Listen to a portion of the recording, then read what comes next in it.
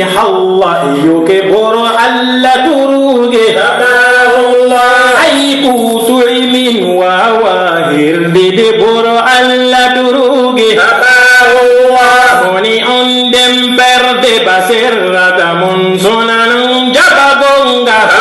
Allah aladi kumuna to basirata mun sunan mayeto الله إربود بور موت مجاجة برنات إمين محمد الفاتح لما أغلق والخاتم لما سبق الناس بالحق بالحق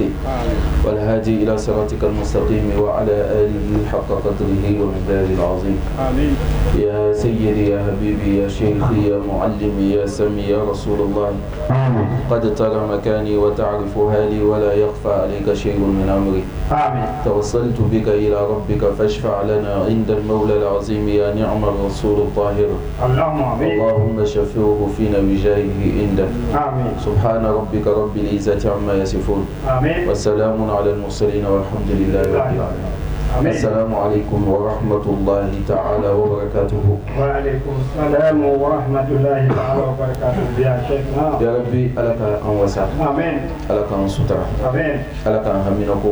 آمين. ألك أن لبلا آمين. ألك أن بانا آمين. ألك أن قرطة آمين. Ami kalandam neni sarangini an fauna imamu be imam tagawege ini komo be alama mi to be ami sarangino be fe ka sarangini an ko fe an yavi grand frère la nous président de l'organisation encore chez camarade encore chez Dumia ana encore chez Domande nali le kala modérateur alaka anya quartier la dia ko sobe alika arabu kalange katlara to kalange katlara ke juricier katlara ke professeur no benata kaya majigita kaya blas lama ya bagala abena Yusuf abena Tlefe amini lerina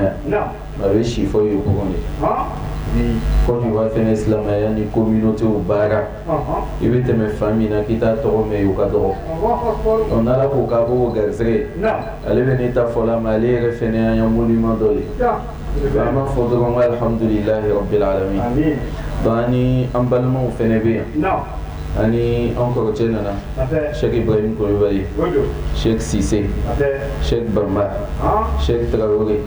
anu bena na nyongo fe kana formu an hakili be sigilani quartier sisa wallahi an hakili be sigilani quartier alhamdulillah folo kala kuti organiser quartier la ti foli suko yabe maintenant fola bi ko kamene do mi yɛrɛ de bɛ wuli ka ɲɔgɔn ye ka organisation sigi k'a fɔ ko a ye na wajuli kɛ ko dɔ tun ma se la an tun bɛ misiriba la an ka kalan kɛ an bɔra yen an nana quartier kɔnɔ an kɔrɔcɛ ninnu fɛ yen El Hadji Isa Domande ninnu fɛ an ka kalan kɛ yan fɛnɛ tugun an nana yan an bɛ nana kalan kɛ yan mais n'i ka jama filɛ i bɛ si kɛ kelen kelen ye a tɔ bɛɛ ye sifin a b'an hakili jigin hadisa dɔ kɔ ala ka fɔ ale ka wa ale ka salatu wa salam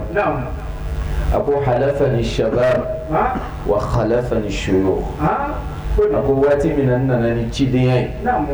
ko cɛkɔrɔbaw ka n gɛn mais kamilendenw de ka n ta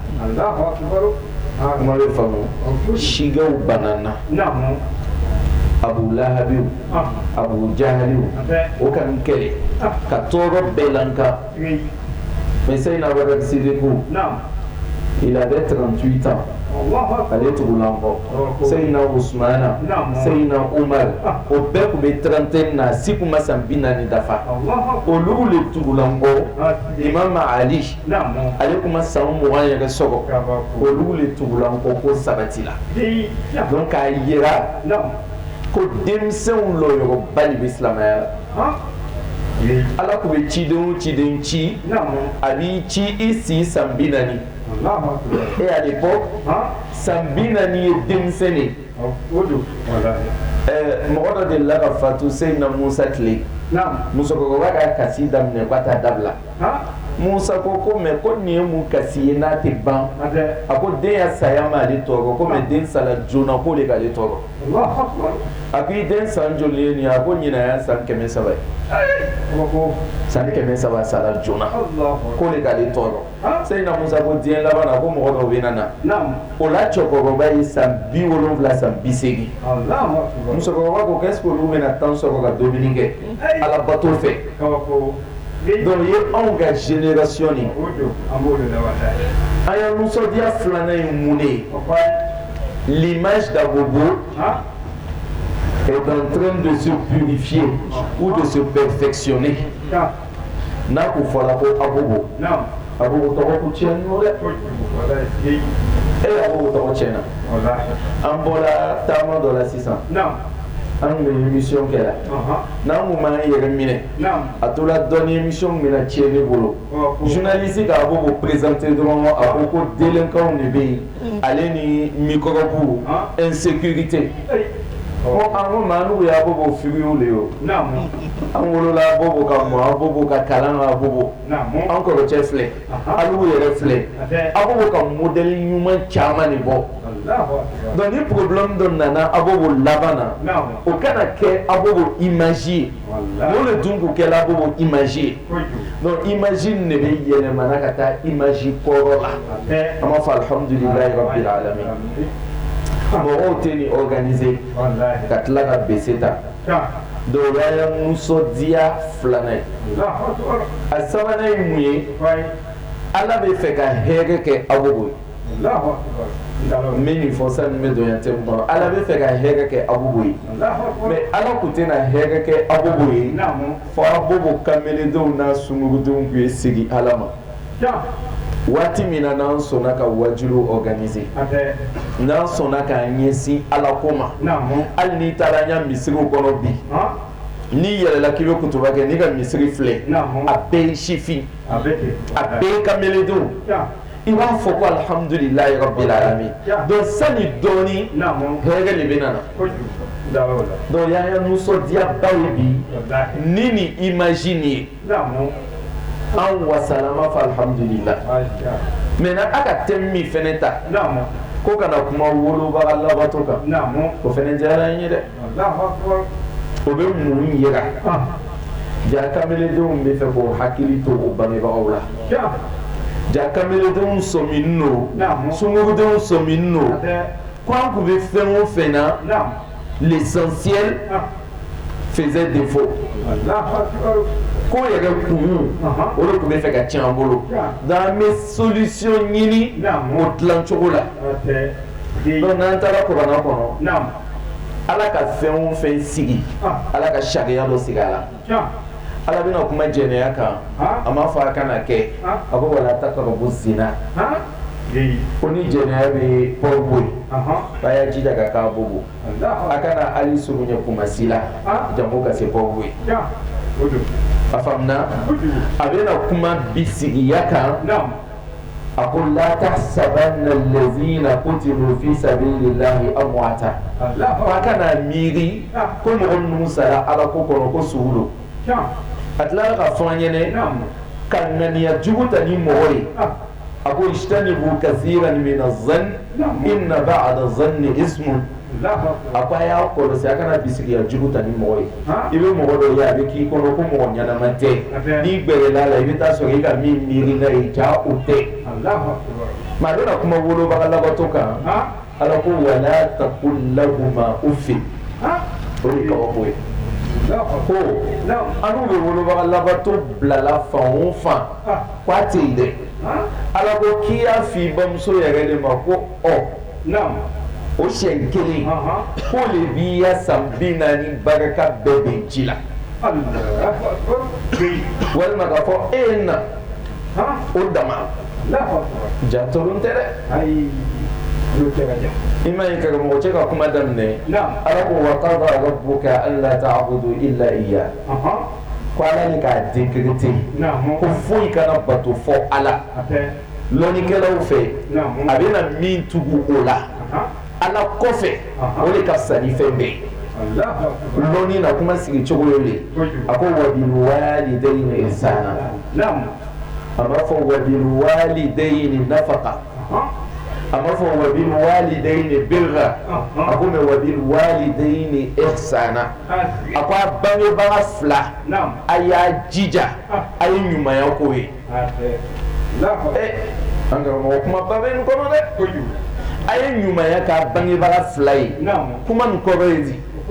kamalen dɔ taara ala kɛ ka ɲininka a ko Mamadu a ko ne ka hɛrɛ sɔrɔ n kan k'a kɛ jɔn ye a k'i ba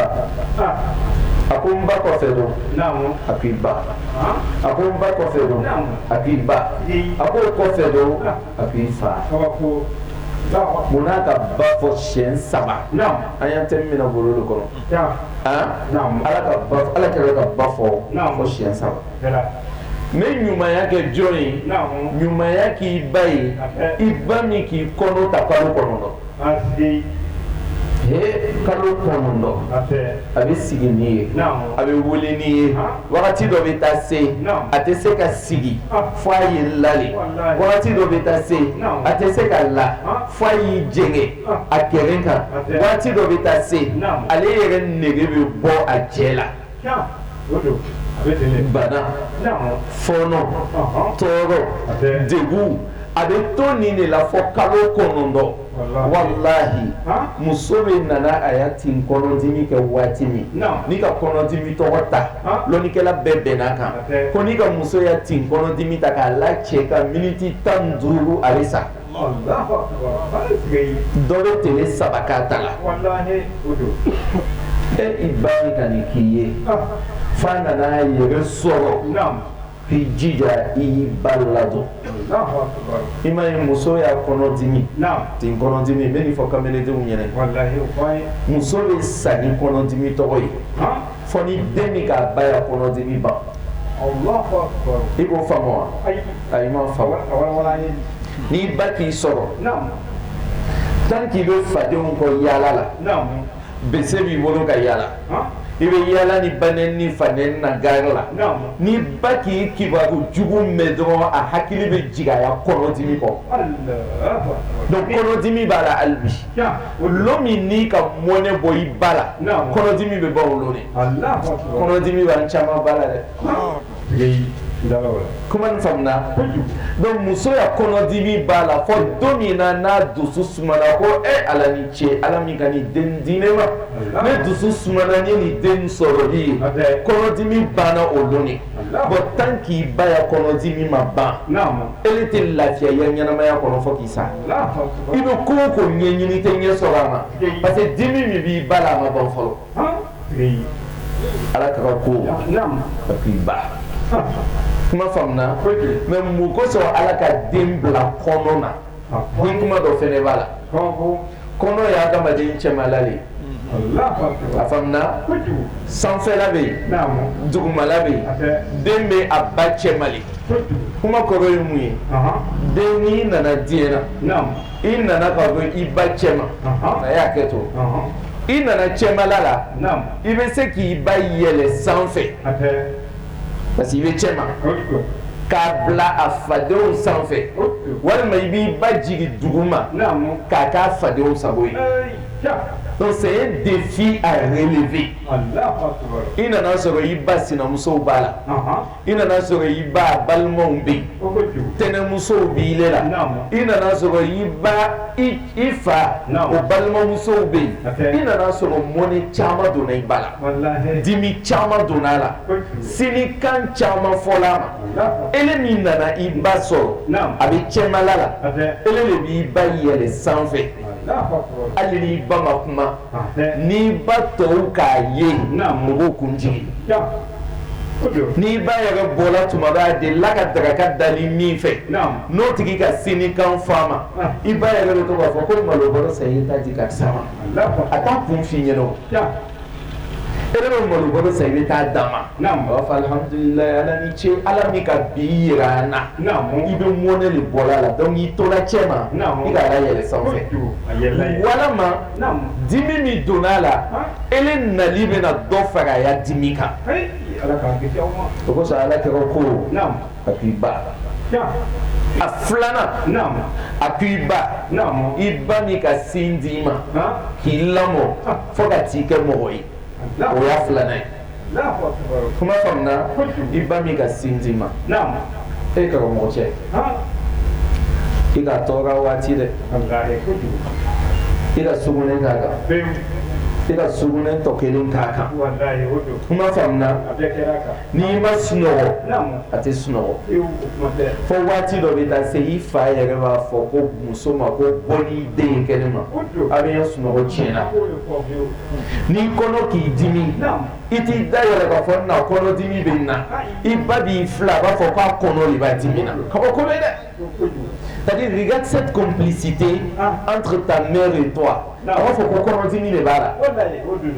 ni fɛn o fɛn b'i la a b'a lele la muso sɛgɛnna cogo o cogo muso kɛra jitɔ ye cogo o cogo ni muso n'a den ladon ni sa k'a ɲɛsin o ma muso bɛ sa faga faga ko jugu dɔ la ale yɛrɛ t'a lɔn a k'a faga cogo min na parce que a den ka d'a ye muso b'a nin di a den de ma o sabali hakili to a la wa hamluhu wa fisaluhu salasuna shahara ko muso bɛna kalo 30 de kɛ nin tɔɔrɔ la ala ka ko k'i ba a sabanan munna ko tugun k'i ba ko n'i kɛra mɔgɔ ye i ba ya sɛgɛ dɔ daminɛna tugun o ye sɛgɛ jumɛn ye i ye kalan ko i y'a ye kɔlɔ ko a bɛ wuli ka boliboli daminɛ lon dɔ kalo sara tɛ sɔrɔ a yɛrɛ bɛ taa don bon na a b'a ya nɛgɛw ta a b'a feere a bɛ taa juru ta a bɛ to nin maɲumanko la a bɛ taa don dɔw kan olu bɛ sigi o dɔw kɔrɔ fɔ a ɲɛnɛ k'a saraka bɛ bɛn nin ma a bɛ taa ya fanuw feere a b'i ya sarakaw bɔ a bɛ to nin de la a bɛ duwawu kɛ la i ye bɛn muso ɲɛnama ma i ye bɛn cɛ ɲɛnama ma ele yɛrɛ bɛ taa i lafiya tuma min na o b'a sɔrɔ i ba ya kɛsu vide la fani t'a bolo tugun nɛgɛ t'a bolo tugun a k'a bɛɛ don ele de ya saraka la ala kira ko k'i ba siɲɛ 3 a mɔnɛ 3 bɔ a la a mɔnɛ 3 k'o bɔ a la kuma filanan ba bɛ pilasi jumɛn de la adamadenya kɔnɔ n k'o de fɔ bi n ko karamɔgɔcɛ dɔ k'a ya kalandenw ma a ko n bɛ fɛ ka ala tɔgɔ dɔ d'a ma c'est un secret mais pour que secret tɔgɔ n y'a di mɔgɔ dɔ ma f'a tigi y'a jija ka na ni alijinɛ bɔgɔ ye a ye nana alijinɛ bɔgɔ ye kalandenw ko est ce que karamɔgɔ hakili dafalen nɔ k'an bɛ to diɲɛ na yan ka alijinɛ bɔgɔ sɔrɔ cogo di ka na n'a ye an ma sa foyi a ko an n'alijinɛ bɔgɔ tɛ ko n t'a d'a ma dɛ kalandenw taara yaala ka na o bɛɛ nana ko karamɔgɔ k'an bɛ alijinɛ bɔgɔ sɔrɔ waati ka kelen bɛ yen ale ko karamɔgɔ ne ka alijinɛ bɔgɔ sɔrɔ k'i ka sɔrɔ ko nana ye a nana ni bɔgɔ ye a k'i ka nin bɔ min a ko n taara n ba sen dugumala de faga cɛɲɛ mun b'a la n k'olu cɛ parce que ala kira ko aljannatu tahta aqdamil ummahati ko alijinɛ bɛ musow sen duguma ko donc n taara o bɔgɔ de cɛ ka na n'a ye a ko i ne min ma ɲugu i ba la n'i sera k'a sen tigɛ kɔnɔ na bɔgɔ furan ko ala tɔgɔ nin kan ka di ile de ma kuma nin faamuna o tuma na a y'a wolobara ladon a n'u fa ka caman kɛ mais jaa ma foyi kɛ mais adamadenya gundo o ye ba ye kamelodon a y'a tɛmɛ nin diyara n ye dɛ parce que n bɛ nana kuma ba de fɔ a ɲɛnɛ i m'a ye kɛ ni i tɔw karila ɲɔgɔn na n'a y'a sɔrɔ a bɛɛ ba ka baraka ɲini ka da niveau kelen na c'est-à-dire a bɛɛ baw k'a faw ladon ka da niveau kelen na a b'a dɔn a bɛ se ɲɔgɔn na ni min ye wa ele min k'i ba ladon ka tɛmɛ tɔw kan ele de bɛ tɔw dan siga foyi t'o la i ma fɛ ka aw na yan c'est-à-dire kafiri duwawu den bɛ yen kafiri le mais duwawu b'a kɔ Firauna ni Sayyidina Musa ko sini sanji bɛ na Firawuna bɛ don a bɛ ko dɔ kɛ sanji tɛ na Firawuna bɛ bɔ a b'a fɔ bɔn sini de sanji bɛ na Musa ta kɛra bi a ma na mais sini sanji bɛ na Firawuna bɛ don bon na a bɛ fini bɔ a b'a langolon bila a b'a fɔ Ala ne b'a fɔ la n ko Ala ye ne yɛrɛ b'a dɔn n tɛ Ala ye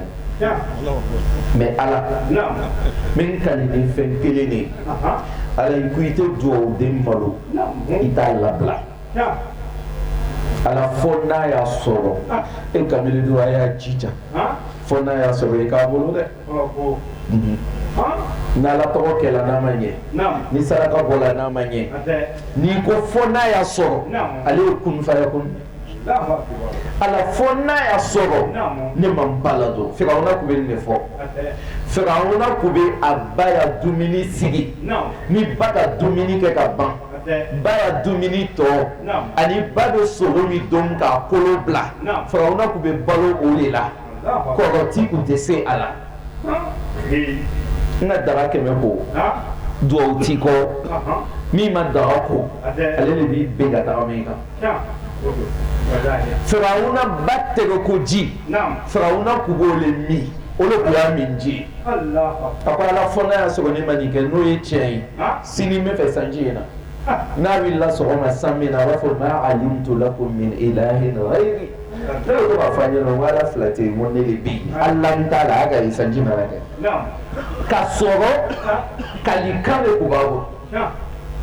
Musa nana fɔ ko Ala san 40 ne dɛsɛli nɔ Firawuna la san 40 solution tɛ yen Ala mun de bɛ yen Ala ko Musa ma ko Musa ko n ka n kali fɛn dɔ la kamalen don a ye nin lamɛn dɛ n ka n kali fɛn dɔ la o fɛn tɔgɔ ka kɔrɔ n'i le Musa ya ciden ye k'o ye mun ye n ka n kali n ko mɔgɔ o mɔgɔ bɛ dumuni bonya n t'a tigi labila n ka n kali ko mɔgɔ o mɔgɔ bɛ lonan bonya n t'a tigi labila n ka n kali n ko n tɛ duwawuden labila nin saba bɛɛ bɛ Firawuna la Musa ko Ala ko n bɛna Firawuna danga hakɛ ye wili a kɔ Musa ka Firawuna danga danga bɛna minɛ lon min na o lon tɔgɔ Firawuna ko n'i ka ye Musa b'ale tɔɔrɔ la ten k'ale sɔnna lonaw ye don a ya dugu la k'o de ka kɛ Musa Firawuna k'a ya dugu donda bɛɛ ka tugu ko lonan kana don fankelen bɛnna a ba nana a ko Firawuna ma k'a kɛra di ko depuis la mɛ yan dumuni kɔnɔ na dumuni ma na a ko non k'ale bɛ ɲɔgɔn ye dɔ la k'a ma tila ba jamana kunna bon n'i dun jamana Ala kunna a y'a dan fɛnw cɛ ma a bɛ digi a la Firawuna dun k'ale ye Ala le donc ba jamana kunna a digila Firawuna la Firawuna wulila a k'a ba ya dumuni fila k'a tan sen na a k'a ba tolo ci kuma faamuna a ka dumuni dɔgɔya a k'a ba tolo ci o semaine de la Firawuna tola kɔgɔji la ma ka duwawu min ɲini Ala ko fali yawma nunajjika bi badanika i ya duwawudenya kosɔn fo ka taa se diɲɛ wuli ma i farikolo dugukolo t'a don hali bi Firawuna bɛ yen duwawudenya ko bali Alakira Muhamadu alayhi wa salatu wa salam sahaba cɛ dɔ tun bɛ nana sa sahaba cɛ min n'i ma karan gɛlɛya la fo ka taa dama tɛmɛ fo nana Alakira wele ko ko sahaba cɛ nin tɛ sera ka yɛlɛ dɛ Alakira ka sahaba cɛ ba ɲininka ko i den ko mun de b'a ni ɲɔgɔn cɛ a ye kuma nin faamu dɛ sahaba cɛ bɛ seli a b'a labato bɛɛ kɛ Alakira ya sahaba ɲuman de mais a ya n'i ma karan gɛlɛya la a ko mun de b'i n'i den cɛ a ko ne dimi bɛ n den kɔrɔ de ko mun kosɔn ko a ka muso fisaya ka tɛmɛ n kan n tɛ lɔya dɔɔnin yan a ka muso fisaya ka tɛmɛ n kan kamalen dɔrɔn a ye hakili sɔrɔ dɛ c'est à dire musokɔrɔba nin b'a ya maɲumanko kɛ k'a ya sɛgɛn kɛ k'i ladon k'i dilan k'i ko ka gɛn waliden dɔ bɛ na ale bɛ n'i ko ni jɛni sɔrɔ ka ɲɛbɔ i fɛ ka sigi i kun o bɛ tila ka n'a yɛrɛ i la k'i kan ka ɲugu i ba la k'i ye ale le bila ɲɛfɛ k'i ba bila kɔfɛ walahi n'i muso k'i kɛ dangaden ye a bɛna tila ka bɔ i kun ka taa sigi dugawuden dɔ kun kana kɛ dɛ a yira i muso la o k'i ba le ye priorité et sa décision n'est pas à réfléchir et n'est pas à discuter foyi k'i n'i bila o la muso diyali ye cogo o cogo ele ka di muso ye i dugawuden lamani i ka di muso ye parce que kow ɲɛ b'i bolo le n'i kɛra dangaden ye muso tɛ tugu dangaden kɔ a bɛ taa dugawuden dɔ fɛ a bɛ to dugawuden fɛ k'i kɔrɔfɔ k'i ye dangaden de kana kɛ ne muso ni bamuso o tɛ bɛnna ne yɛrɛ b'a dɔn n bɛna kɛ cogo min na walahi k'a dɔn i bɛna kɛ cogo min na a kana tulon kɛ yen na mais ko dɔ de b'a sɛgɛn depuis muso ma don fɔlɔ i bɛ to k'a fɔ a ɲɛna que la vie est trop compliquée depuis muso ma don fɔlɔ i b'a fɔ la vie kuma ka ca dɛ la vie la façon elle m'a mis tu peux pas comprendre i m'o dɔn a kunna wa ale bɛna nali sa k'a bɛna n'i sauver k'i bɔ bolo la la vie b'i tɔɔrɔ la ale bɛna n'i lafiya depuis yen i k'a yira la k'a sinamuso le ye la vie ye mais ni ni muso bɛ baro kɛ la furu ma kɛ fɔlɔ i le tagala fo i sinna ka téléphone filɛ dɔrɔn i ko ko la vie bɛ n wele la i bolila ka taa a ko lon tɔgɔ ta jate lon dɔ tɔgɔ a kan ka ɲɔgɔn ye ko la vie ko a ma ko bɛ na n tɛna se ka na a bɛna fɔ k'i y'a la vie ko ka jugu dɛ i b'a fɔ walahi ni ne ba ko ma ko n lɔ ka si n bɛ lɔ ka si et puis n t'a ɲininka mun na ko n lɔ ka si muso b'a fɔ ko bɔn nin y'a côté faible y'a bali ni k'a ba ladon ka ban dɔrɔn n sera a kɔrɔ ni muso k'i nɛni n'a yɛlɛl'i kan n'a k'i tan n'a b'i ba ladonna a tɔ ye ku i la a bɛ ku i la dɛ wa tɛ ka est ce que a ka kuma nin faamu i muso bɛ fɛn o fɛn k'i la a sabali ye k'i la ni muso b'i ba ladonna donc sahaba cɛ a ba ko alakira ma a ko ne muso sani sahaba cɛ ko ne dencɛ ka a muso fisaya ni ye k'o dimi de bɛ na a ko bɔn ko yafa i den ma ko walahi ko n tɛ yafa k'i tɛ yafa ma ko alakira ko bɔn k'a ye na ni lɔgɔ ye a ko alakira ma k'a bɛ nana mun de kɛ o ka tasuma mɛnɛ a ko an bɛ n'i den ta k'a don diɲɛ tasuma na sani lahara tasuma cɛ o bɛ nana ni den ye bangebagaya tin k'a sɔrɔ a ko alakira ma ko n yafala ma walahi n yafala n yafala dɔrɔn den nin bɛnna a farala aljinɛdenw kan ja a y'a aljinɛdenw condition o ye bangebaga ladon de ye kuma sabanan garizɛgɛ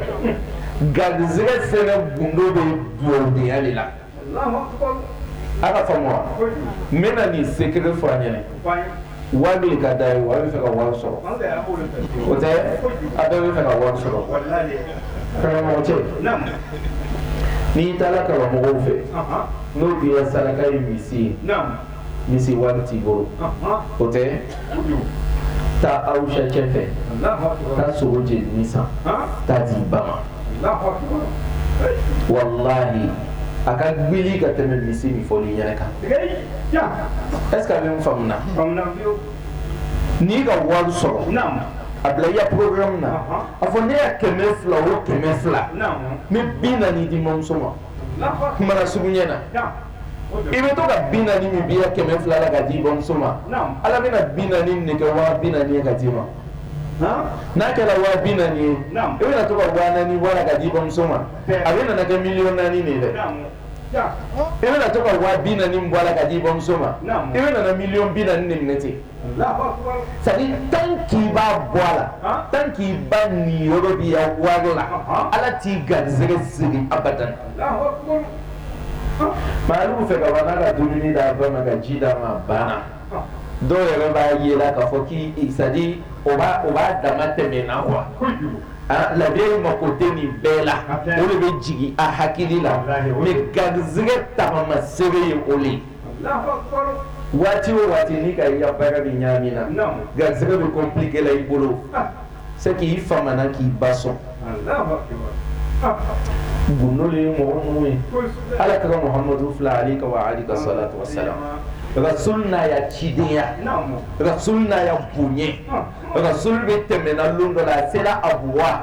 abadale no yoromina o kaburu la rasul selai rasul ka ya samara flabo ka tamama sena ngolo kwati tamama dugukolo kana abala no dugukolo mi duguma ka samara to asina mustafa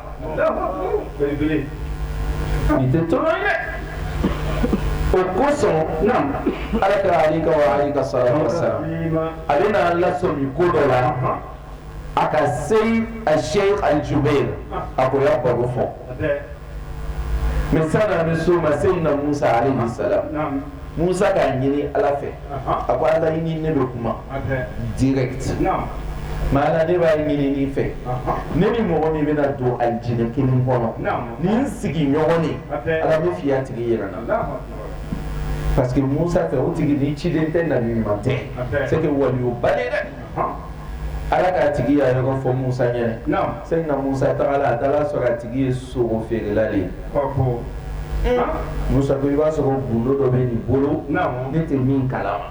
c'est na Musa ka tele bana yi logola Musa ka yi doni chebe bola beta sokono abena abita sokono abena sokola ni Musa shila c'est na Musa ka yi chete na flasil souffé Allah ka sunno ka gono da fo sokoma mais chebe wuli do ka do bongo abe bo Musa ka le mena sagani ne Musa kwa ma ko ibe to ka do sokono ka bo ko munebe son bon ako Musa ko mbale be mam sole be son bon Allah ako mi se ka yewa ko o do na bona Musa tala so ko muso koloni do be ko go damatemena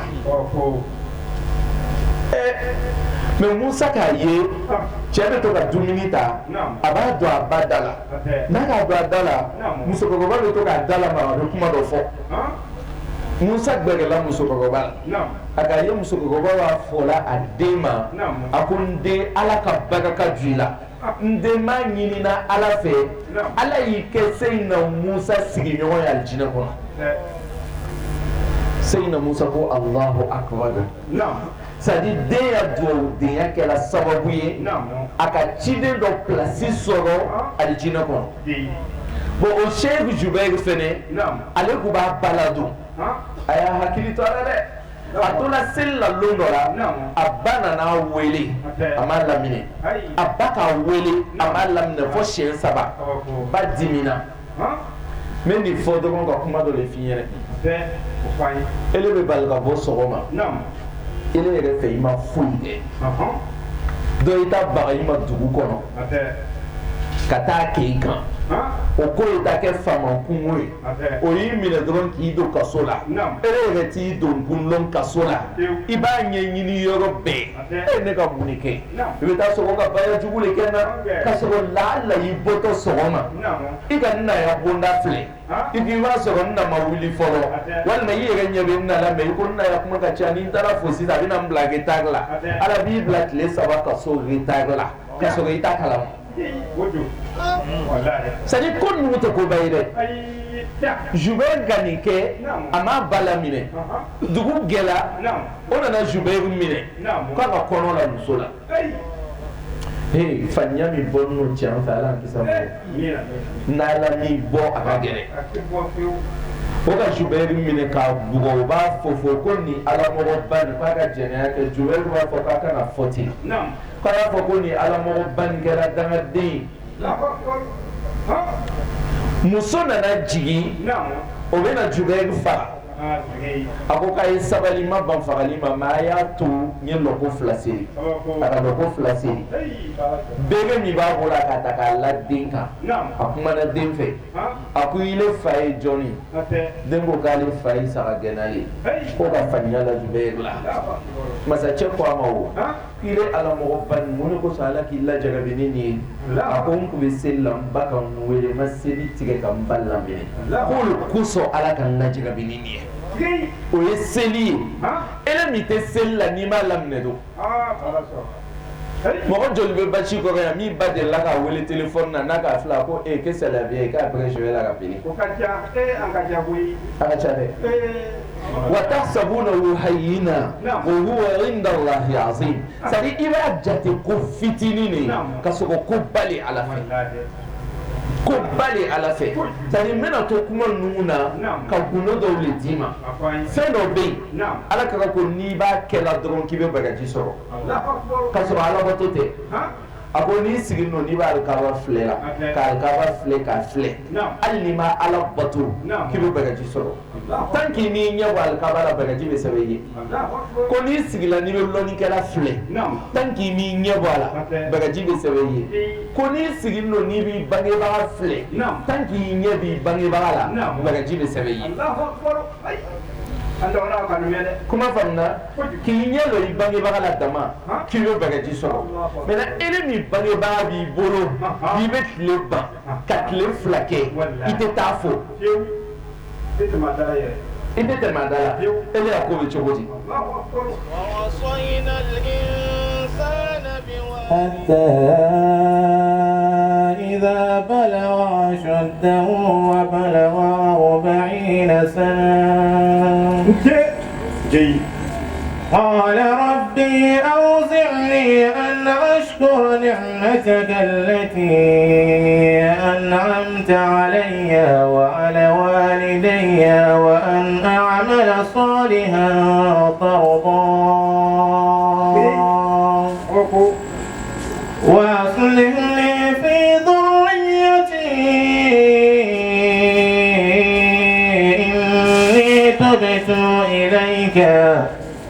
إني تبت إليك وإني من المسلمين.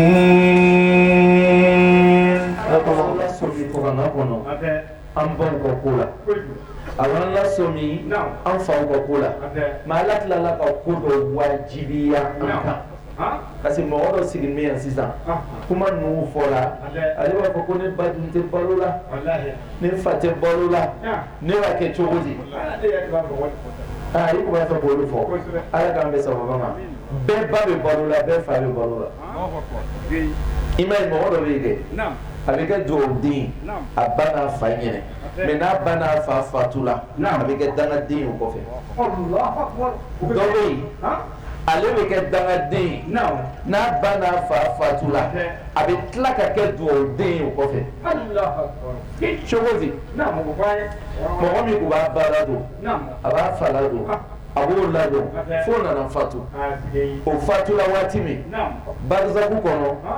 ni mɔgɔ min ka duwawu ɲini ka saraka bɔ k'ala a hinɛ se n ba ni n fa ma ni silamɛsu bɛɛ ye ala bɛ silamɛsu bɛɛ fara ɲɔgɔn kan o b'a tigi ba n'a fa ta k'o sigi tribune sanulama kan tɔw sigi n'u k'o ɲɛ bɛn o ma o b'a fɔ ko karisa diɲɛna k'a ka duwawu kɛ a ba n'a fa ye a bagaji filɛ nin ye mais comme a ko ko ani silamɛsu bɛɛ ye a bɛɛ ye ɲɔgɔn dɔɔni dɔɔni na donc o lon tɔgɔ ale ya parents ils sont en honneur bonya y'olu le ta ye sini tugun tɔ kelenma fɛnɛ k'a kɛ o nana ale fɛnɛ ba n'a fa sigi tribune kan lon o lon ele ba ni fa ɲɛ b'a la o b'olu toɲɔgɔnw de lasigi la tribune sanulama kan mais abada o ma deli k'olu lasigi olu fɛnɛ den bɛ diɲɛ na est ce que a bɛ kuma nin faamuna a bɛ komi ni mɔgɔ min den bɛ États-Unis a bɛɛ denw bɛ yen mais lon o lon dɔ bɛ na enveloppe dile ma karisa duwawu kɛ k'i den de k'an sama na i nin yɔrɔ filɛ alugu den de ne den tɛ e ne dun den bɛ yen lon o lon dɔ i sigiɲɔgɔn dɔ de bɛ na fɛn dɔ d'i ma k'ale den k'a di ka na d'i ma i den min bɛ yen i bɛ duwawu de kɛ ou bien i b'a dangali i b'a dangali donc a bangebaga minnu bɛ yen n'a y'a duwawu tɛ s'o ma a y'a saraka tɛ s'o ma olu bɛ to yen o b'a fɔ ala an den bɛ hɛrɛ min na ala m'a ɲini fɛ i y'a kɛ gɛlɛya y'a bolo ala ɲina ko i n'a fɔ a ɲinɛna anw kɔ cogo min na n'o gɛlɛya baara ma sɔrɔ mais ja ele ku be yi kuma hakili soro iku te bangebaga ko kalama fi bangebaga nana fatu karamo nana wajili ke ka ke bangebaga ko nana bunye ibolo idum bangebaga te iba ke chobodi bangebaga be iba te musobe iba don ifa te chebe iba don ibe bonye o bonye ko luguye ahina be si bani fama idanga dela mo be yele maka ke duo din kuma nfamna ibe duo usoro o sababu la ka soro o te kuma fulana ala kira muhammad ali wa ali salatu wassalam adilla ka fo imam ali ne o to barula ako imam ali ma après ce qui va donc ala ka fanga mi dima ni donna kele o kele la kele bi diaila qu'est-ce qui va gundo longa ja fendo be ka dama dina me yere ta long ala ka ni do ila kumi kama ay kuma ko sire qu'est-ce qui va gundo no ako ala ka ma kali talo ala ka ko imam ali ma ita solo ni gundo flali a follow muni ko depuis Fatima bi no imam ali bai kwa madeli shenkele ka Abu Talib to kumana ka kuma tige ada ma fo ka jabi de o be bawo la adama de yan bawo amatla ya kumana ka kuma tige adala amade ka ke ko bagaka le tugula ali ko mais ça va lo bagaka ke la femi ali la wa ala ka che ke men fanga do ali kelena ko nun te gansa ina apa flana imuni ako depuis imam ali be ni ga imam ali balalo imam ali nyefe ko ni joni atalo mun ko so amade ka fu ko ta ka bafle imam ali made ka ban yedai abba bonyo kuso ala ko chewo che nani ali karla nyona che to de la ka banye dai do ali be sala wallahi aka wo ko dum de gansa che inde la ka banye dai imam ali ma de ka banye dai do nani chewo che karla nyona imam ali bi be abi sila pasaka baka kamini ele ma nyon so jitu kun kansa kamile tu ay samari dokela sa wallahi dokela hali bi alu je nyogon olu na ku be tlonge nyogon fe ona ku be balonjo nyogon fe olu tlala kana bouchela do ta la jamana janga donc ko wego nyenyi no ka nyesoro olu be tlatugun go ya mo miguta kana alu soro al biar no kelenna hali bi alu le benna ya keme flash na ko fe alu le benna ya keme nani tala ko fe ale fe ka munu soro ya nyana mayala ale fe ka ke muni berera ale fe ka ke muni wallahi berera ko o fe ko fe tu dusu kasi ani toro muso do be quartier na noko denyi sadi joli ne be ci o sonka jatige fe o be la o te sunoro sadi na den bola kene makaba ale te sunoro lafiya tai parce que jiga kono lewu be ko ni police ma do na den o be na wele ba den kala siraba kan suyi wallahi e alnama limaniya alnama sira alanye ay sabala yi dusuta ay dusu fadeya ke ala chedo ni dusuti la manye imana nya katina medul ko le fanyene sadi ni katin kono den kelen ku ye katin chokoro ba bedeni den kelen ku ye katin musokoro ba bedeni. C'est-à-dire, je parle sous l'assistance de mes aînés. Ni ku bola ni ka kojugu to ke na manye. Vara sorola de. C'est-à-dire, tu vas be du ko fi fa ya sokono. Abeti samaka bo. Mi ga ga laika ba laika. Wallahi ibate nyini ngani ke pika mke. Bita do de no fe. Ah, anneni dama mi be bola yere bay mais kasoro islamaya mana kasoro islamaya mana ni den ku bɛ na taa kɛlɛ la ni den ku bɛ taa kɛlɛ la a bɛ fɛn mun ye ko nɛgɛ haya le ye walima ko nɛgɛ tɛ tu i la fɔlɔ bamanan musow kun t'o lɔn k'o d'o denw ma mais o kun bɛ mun de kɛ o bɛ lɔ n'o den o b'a fɔ n den i filɛ i bɛ taa kɛlɛ la adamadenya gundo y'a bali ye walahi n den i filɛ i bɛ taa kɛlɛ la n'a y'a sɔrɔ depuis n sigila i fa kun ni n delila k'a janfa ni n delila k'a dusu kasi ni n delila ka cɛ wɛrɛ lala a y'a dilan kan ni cɛ wɛrɛ delila ka n fasikolo ye n den n'i taara ala y'i to kɛlɛ la mais n'o ma deli ka kɛ ala y'i ɲuman taga k'i ɲuman segin muso ko bɛ fɛn fila d'a den ma n'a ma y'a ta ka se kun tigɛ ka d'a den ma k'a y'a bila kun ka taa kɛlɛ la a b'a ka lɔgɔma ta a b'a d'a den ma den b'a kun den tɔgɔ bɛ taa a bɛ segin n'o dir'i ma bi depuis bulon kɔnɔ i bɛ bali perdu ta non i tɛ bɔ kɛnɛ kɔnɔ depuis bulon kɔnɔ i bɛ bali perdu ta munna laadaw tiɲɛna munna condition réunie tɛ mun kosɔn an n'u yɛrɛ t'an bangebagaw fɛ walayi o kanu t'an na o tin tɛ an na i m'a ye hali n'a danna an ŋaniya ma walayi ŋaniya dama an tɛ se k'an baw saga sɔrɔ fo k'o sa an tɛ se k'an faw saga sɔrɔ fo k'o sa olu b'an lamɔ u k'an ye balo o bolo le maa n'u b'olu lamɔ san'o salon cɛ maa n'u ni kuma nin faamuna an n'u miiriya ye o bɛna san bolo waati juma olu miiriya ye ninnu bɛna to si la wa fo ka waati juma se an bɛ ten de. Problème filanan n bɛ ladili min di a ma a ye sabali a y'a hakili to a yɔrɔ la kosɛbɛ problème ba tɛ a fɛ mais ko ba de dɛ kana sɔn ka kɛ condition la condition b'i bangebaga ta sanfɛ est ce que a ka kuma nin faamu mɔgɔ o mɔgɔ n'i bɛ kafe min a n'a dilan fɛn bɛɛ sɔgɔma n'i ba bɛ seri gbɛɛ le dun min k'a to village la kana siga i tɛ sa fo ala y'i fɛnɛ bila seri gbɛɛ min na ka sɔrɔ ka sa est ce que a b'a faamuya mɔgɔ o mɔgɔ n'i bɛ condition dɔ la condition min ka ɲi ni bangebaga ta ye kana siga i bɛ sa fantanya la. L'air bɛɛ a y'a condition filɛ n bɛ gundo le di la ma n balimaw a y'a condition filɛ ala kɛra ko ko alijinɛ fa n'o dugawuden dama le la dangaden kelen tɛ alijinɛ kɔnɔ bon dugawuden kelen tɛ jahanama kɔnɔ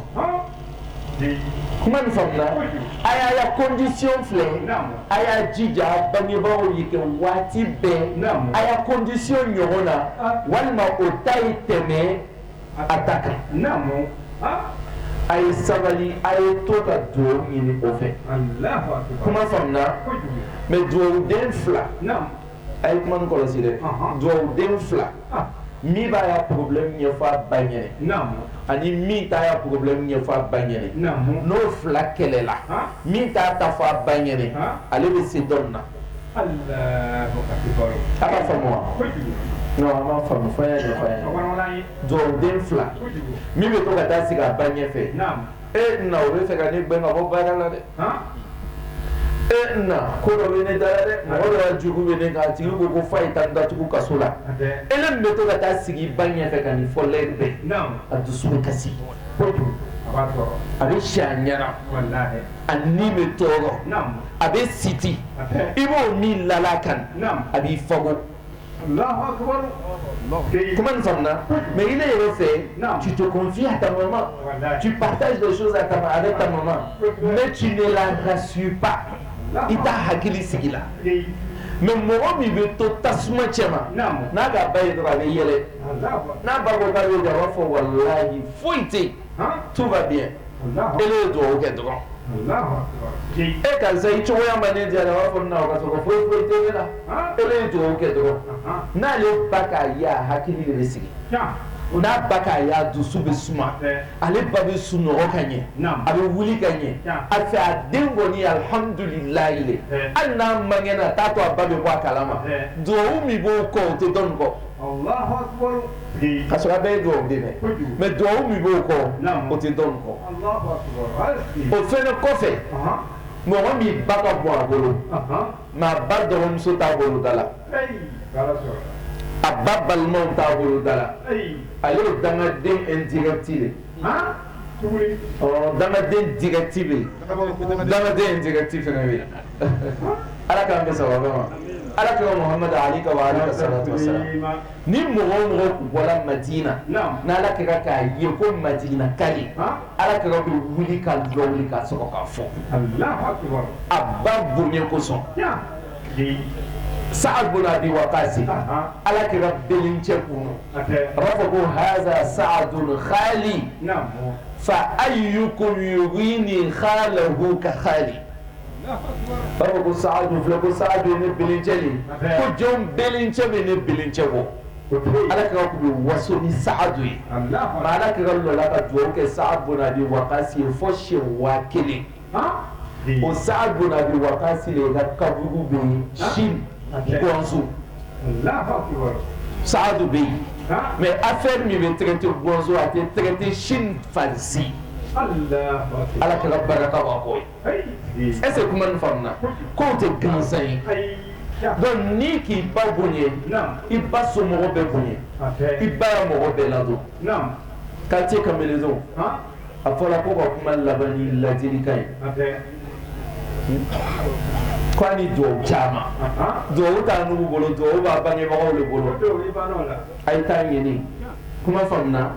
an bɛna duwawu kɛ de dɔrɔn ala a n'aw kɛ duwawu den an bɛna duwawu de kɛ mɛ a ye sabali an tun bɛ fɛ ka ladilikan 3 d'a ma an nana n'o ladilikan 3 de y'an kɔnɔ a fɔlɔ ye min ye a ye sabali a bɛɛ y'a jija a ye ko dɔ kɛ a ye baara kɛ gɛrɛ ka ca quartier na kojugu a ka faamu wa tɛ wuli yɔrɔ cayala quartier na kojugu gɛrɛ bɛ sigi baara kɔfɛ mais 10 heures ni 14 heures n'i ka kamilendenw ye tɛ daga kunna samedi tɛ dimanche tɛ fagobagatɔya de bɛ daminɛ na a ye sabali a y'a dabila a ye baara kɛ quartier nin yɛrɛ baara bɛɛ nana fɛnɛ to syndicaya le ma n m'a fɔ ko kojugu don mɛ baara wɛrɛ bɛ sɔrɔ sa a ye sabali a ye ko wɛrɛw ɲɛɲini a ye baara kɛ syndicaya y'a baara ye n m'a fɔ ko kojugu don dɛ n'a ka y'a dahirimɛ n'a garisɛgɛ sɔrɔ l'o de la ayiwa ala k'a ɲɛ aw bolo mɛ n bɛ dugawu min k'a ye ala ka fɛn d'a ma min ka fisa n'ale fɛnɛ ye ayi syndicat bɛ a faden dɔ ye mobili le wari recette minɛ na n'ala k'ale yɛrɛ sɔn mobili la dɔ fɛnɛ y'a recette minɛ o fɛnɛ alhamdulilayi ye ala y'a yɛrɛ kɛ julacɛ ye ten k'a bɔ mɔgɔw ya 20 ni 40 kɛlɛ la a n'a bannen ba la nka a ye sabali a ye dɔ bɔ gɛrɛn na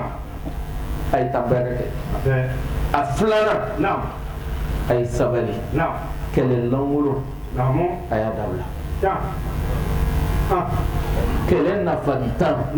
a y'a dabila denmisɛn san 8 denmisɛn san 10 denmisɛn san 13 olu ye bese kɛlɛ kɛ o ni ɲɔgɔn cɛ fo ka couvre-feu sigi quartier kɔnɔ tile gangan fɛ fo polisiw yɛrɛ ye commissariat datugu a bɔra toro na dɛ a ye sabali l'heure dɔw bɛ yen n'i k'i bɛ taxi ta ka na quartier na yan taxi tigi t'i ta mais a bɛ kɛra a tɛ jaga ye a tɛ kɔngɔsogo ye wɔn t'a la a ye adamaden de ye a bɛna kɛ mun ye an bolo sabu alu bɛna génération jumɛn de labɛn alu bɛna exemple jumɛn de to a kɔfɛ alu bɛna a disi gosi ni mun de ye quartier na bon anw bɛ niveau min na bi n'a fɔra bi ko an n'u dugu ma mɔgɔ minnu bɛ yen k'o le ye ninnu ye est ce que a ɲɛna a ye sabali an jatigɛlen don bi kojugu mun ni ma baw b'an bolo yan ala ka fɛn baw k'an ye yan mais jeunesse ni génération min bɛ yen bi alhamdulilayi olu le filɛ baaraba la misiriba nin kɔnɔ mais dɔɔni sisan olu bɛna kɛ cɛkɔrɔbaw ye jɔnw de bɛna na misiri in ta olu kɔfɛ jɔnw de bɛna na ta jɔnw de bɛna na baara kɛ a ye sabali a sabanan ye min ye qui est très sensible mais an ka ɲɔgɔn lɔn a b'a dɔn k'a b'a kɛ la a b'a dɔn fɛnɛ ko ne b'a dɔn k'a b'a kɛ la a bɛ drogue min a bɛ drogue feere foyer in yɛrɛ kɔnɔ ko caman bɛ kɛ yen a ye sabali i m'a ye wa fɛn ninnu b'a adamaden fabɔ k'a kɛ faden sago ye n'i k'i faden ye n'a ka dɔlɔmin daminɛ kan'i t'a fɛ tugun kana kɛlɛ tugun jugu min b'a la o b'a bɔ n'i k'i faden ye n'a ka drogue min daminɛ walayi i sela a la a ye sabalaya dabila minnu b'a feerela ma olu t'a min o a tɛ hakili dɔ d'a ma a bɛ taa san minnu fɛ olu t'a min cigarette kɔni tɛ o mais a bɛ drogue fɛnɛ min a bɛ fɛ ka nin min ka tila nin na ka kɛ mun de ye an b'a ye foyi tɛ ɲɛ n'a bolo wa a ka fɛn o fɛn daminɛ a si ma ɲɛ a bolo bi aw yɛrɛ t'a dɔn a bɛ min k'a ya ɲɛnamaya kɔnɔ fɛn bɛɛ tiɲɛna a ye sabali o fɛnɛ kɔfɛ ko wɛrɛ nana ɲaami an y'an sunkurudenw fɛ o fɛnɛ k'an dabali ban c'est-à-dire muso ni muso de bɛ kɛlɛ bi muso dɔ nɔfɛ o fɛnɛ b'an ka quartier la yen an bɛ quartier nin kalama dɛ parce que yaya dugu le ye muso ni muso ye taa kɛlɛ muso nɔfɛ a kɛla baasi ye microbe a ye sabali dɔ kɛra cɛ ka ya wari d'i ma i b'a tigɛ a ma ya wari d'i ma i b'a tigɛ fɛn b'a kun i b'a tigɛ fɛn t'a kun i b'a tigɛ e yɛrɛ t'a dɔn i b'a tigɛ la kun kama mais i kɔni b'a tigɛ la i bɛ taa minɛ a dɔgɔninw nɔ a b'o dɔn a denw nɔ a b'o dɔn walayi microbe bɛ mɔgɔ o mɔgɔ la so kɔnɔ a tigi b'a dɔn ko nin ye microbe de ye a dɔw yɛrɛ ya bese bila yɔrɔ a k'a dɔn mais a sigilen don k'o filɛ a tɛ disposition foyi ta ni kɔrɔbaninw ka décider bi ko microbe tɛ kɛ quartier la yan bi a bɛ dabila bi mais wattaqu fitna la tusibanna alladhina zalamu minkum khassa ala ko k'a ye siran balawu ɲɛ ko n'ala ko k'a bɛna nin balawu jigin k'a tɛna dan microbe dama ma dɛ a bɛna microbe faw sɔrɔ a bɛ n'o baw sɔrɔ a bɛ n'o kɔrɔw sɔrɔ parce que musokɔrɔba o musokɔrɔba n'i den bɛ taa nin kɛ ka tila ka na wari d'i ma musokɔrɔba microbe bɛ so kɔnɔ yan fɛnɛ cɛkɔrɔba microbe fɛnɛ bɛ so kɔnɔ yan parce que a bɛɛ b'o dɔn a bɛɛ y'a mɔgɔ wolo man ra'a minkum munkara falyughayyirhu biyadihi فإن لم يستطع فبلسانه وإن لم يستطع فبقلبه وذلك أضعف الإيمان ko ni ka fɛn dɔ ye min tɛ bɛn k'i ye wuli ka disposition ta a bɛ dabila cogo min na a bɛ se ka nin dabila a b'o ka waati siran ko ɲɛ n'a wulila bi k'a dɔgɔnin si tɛ kɛ microbe ye walahi o bɛɛ b'a dabila anw kɔni bɛ ala tanu an bɛ ala tanu an bɛ ala tanu mais ala tanu fɔlɔ kun dɔ b'a la n'a yɛrɛ commencé la ka nin kalan ninnu organiser an y'a kalankɛ kɛnɛw dun ka modèle bɛɛ bɛ kɛ yen parce que ne bɛ ɲɛda ninnu bɛɛ faamu min ɲɛ ka ɲi ni min ɲɛ man ɲi ni min ɲɛ wolen don ni min ta tɛ dayɛlɛ kosɛbɛ a bɛɛ bɛ kɛ kɛnɛ kan an bɛ bɛɛ dɔn mais tagamasɛrɛba min don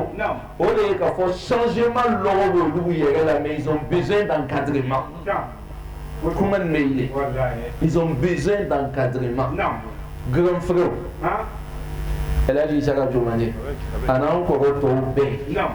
À nous le laisser nous encadrer. À nous encadrer Tchouzi. À Sabali, à une séance de Zikrou. On a organisé quartier là. ka quartier kamele don ka foti faye na amina Qur'ana kala amina duwawu kɛ ala bɛna sababu ɲuman di k'an bɔ nin na cogo min na kalo kalo dimanche laban an bɛ Qur'ana kalan kɛ misiriba la sisan k'a hinɛ se bangebagaw ma a bɛɛ na an b'a kɛ ɲɔgɔn fɛ parce que duwawu de bɛna se k'an bɔ mais an bɛ fɛ k'an disi gosi ni abobo ye wallahi an bɛ fɛ ka waso ni abobo ye an bɛ fɛ sina a ye fɔ